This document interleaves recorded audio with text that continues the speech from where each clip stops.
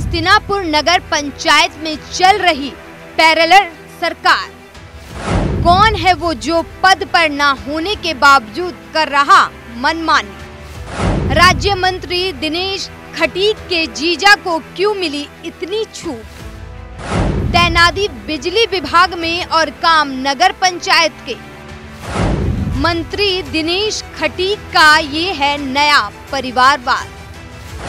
Chairman Praveen Kumar के खिलाफ सभासद और कर्मचारी। आपको पंचायत सीरीज तो याद होगी, जिसमें प्रधान होता कोई और है और काम करता कोई और है। अक्सर आप और हम अपने आसपास भी ऐसा देखते हैं कि कैसे महिला के लिए आरक्षित सीट पर नेता अपने परिवार की महिला को खड़ा करके चुनाव तो जीत लेते हैं, लेकिन कुर्सी पर खुद विराजमान हो जाते हैं। उत्तर प्रदेश में भी कुछ ऐसा ही दिखाई देता है।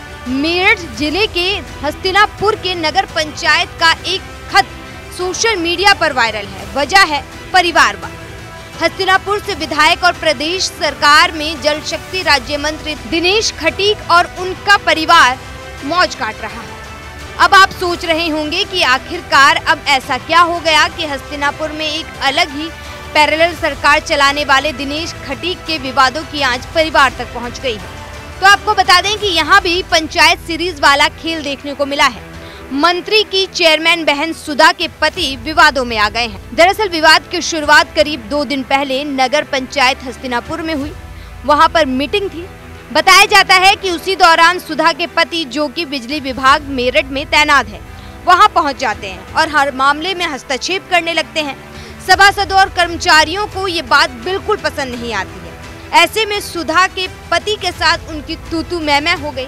आरोप है कि चेयरमैन पति ने कर्मचारियों के साथ अभद्र व्यवहार किया और सभासदों पर रौब झाड़ने की भी कोशिश की, जिसके बाद मंत्री दिनेश खटीक के जीजा प्रवीण कुमार के व्यवहार से गुस्साए सभासदों और कर्मचारियों ने कार्यवाही के लिए शिकायत पत्र सीईओ मवाना को सौंप दिया। दरअसल मंत्री दिनेश खटीक के जीजा वैसे तो बिजली विभाग मेरठ में तैनात है, लेकिन वो बिजली विभाग जाने के बजाय अपना ज्यादातर वक्त नगर पंचायत हस्तिनापुर में ही बिताते हैं। और आरोप तो ये भी है कि नगर पंचायत में सभी कामों के ठेके अपने चहेतों को देते हैं और उसके बदले में उनसे घूस के रूप में मोटी रकम भी लेते हैं। चर्चा तो ये भी है, संघ में पकड़ रखने वाले दिनेश खटीक के चुनाव से पहले सीएम योगी के फैसले को भी बड़ी चुनौती देकर बहन का टिकट फाइनल करा लिया था। दरअसल उस वक्त सीएम योगी ने कहा था कि किसी भी विधायक या मंत्री के रिश्तेदारों को पंचायत का टिकट नहीं मिलेगा, जिसके बाद खटीक दिल्ली के दरबार पहुंच जाते हैं।